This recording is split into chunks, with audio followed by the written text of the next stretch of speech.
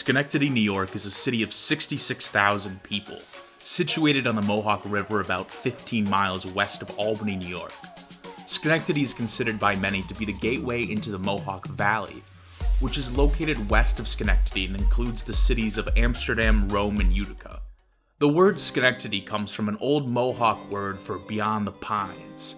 The Mohawk were a Native American tribe that inhabited northern New York State at the time of Schenectady's founding. They were part of the Haudenosaunee, known by the Europeans as the Iroquois Confederacy, an alliance of 5 tribes around what would become New York State. In the early 17th century, the Dutch began settling the Hudson River Valley and established several trading posts in pursuit of the fur trade. In 1661, a Dutch leader named Arent van Curler received permission from the government of New Netherlands to build a settlement in the area that is today Schenectady. Schenectady started as a farming community, as nearby Fort Orange held a monopoly on the fur trade. For many years, Schenectady was a town on the frontier, serving as a trading post between European colonists and Iroquois tribes. The Mohawk frequently visited Schenectady, and it was not uncommon for there to be dozens of Mohawk Indians encamped at Schenectady at any given time. Mohawk women also married Dutch men in Schenectady in several instances. In 1664, the Dutch colony of New Netherlands was surrendered to the English, who would control Schenectady for the next 100 years, bringing Schenectady into the conflicts that England would fight in the coming century. In 1690, Schenectady's position as a frontier town made it the target of a grisly massacre by the French and Indians. Engaged in a war over the border between French and English colonial possessions, the raiding party of more than 200 French and Indians sought retribution for English raids on French Canada. The raiding party arrived in the dead of night, and as they were met with minimal resistance, were able to kill over 60 people.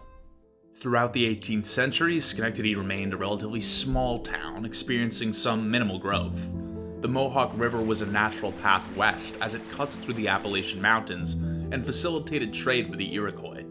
The Mohawk River was not especially efficient in shipping goods through to the interior of the country, however, as it only served as a passage to Lake Ontario, which at the time was not connected to the other Great Lakes by navigable waters.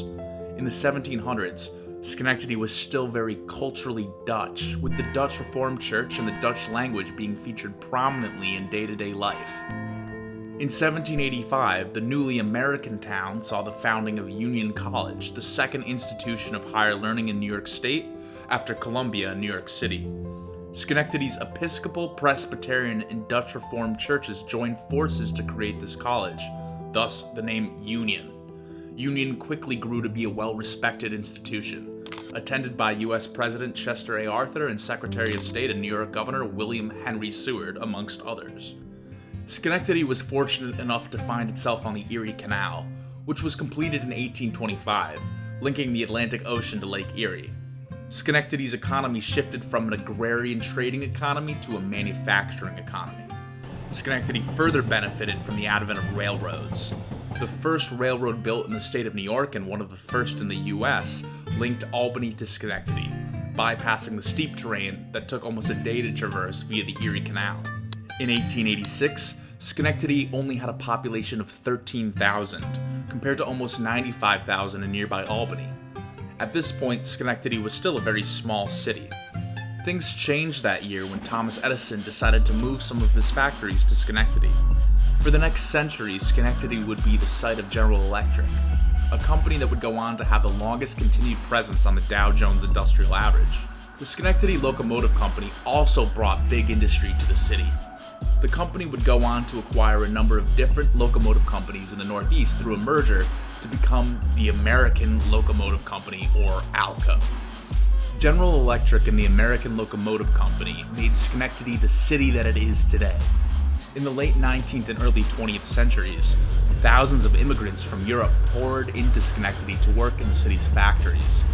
Remnants of this wave of immigration can still be seen today.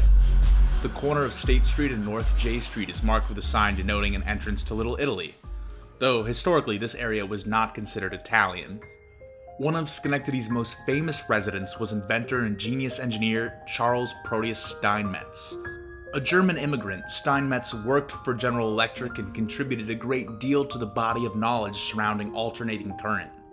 In addition to being the head of the electrical engineering department at Union, he was president of the School Board of Schenectady and the Common Council of Schenectady at various times, and was known for implementing such progressive reforms as school meals, free English classes for the children of immigrants, and free textbooks. There is little debate that Steinmetz was one of the greatest intellects of his time. Schenectady reached its zenith in 1930, achieving a population of 95,700 people. At that point, some city planners in Schenectady were so optimistic that they forecasted Schenectady to be a city of 750,000 people by the end of the 20th century. Schenectady began to be known as the city that lights and halls the world, as a nod to the two companies that made Schenectady grow in its contemporary size. Unfortunately, things did not turn out so well for the Electric City. Alco was unable to compete in the diesel era, and in 1969 Alco ceased productions of locomotives in Schenectady, selling their designs to the Montreal Locomotive Works. General Electric, which once employed 30,000 people in Schenectady, employed less than 4,000 as of 2011. Over the years, Schenectady has secured a spot in the ranks of Rust Belt cities across the Northeast and Midwest. Today, the city has a population of 65,000, while the downtown, especially on State Street, shows signs of positive development. Much of the city is underdeveloped or below the poverty line. Near Schenectady's ornate City Hall, built in 1931, many of the corners are inhabited by vacant lots. Bad city planning in the 50s and 60s resulted in many buildings being demolished to make it easier for developers to build on those foreclosed lots. Oftentimes, the developers never came, or their projects proved to be failures. Even after the era of demolition, the big project era continued. Canal Square, a shopping mall project centered around the Proctor's Theater area, was one such disaster. Developers thought that a canal water feature behind State Street buildings would pay tribute to the area's canal heritage. Engineers on the project failed to make the canal feature structurally sound, and it flooded the basements of adjacent buildings. Additionally, bridges over the so-called canal would freeze over, something the architect did not factor into his plans. The Canal Square project was demolished within a year.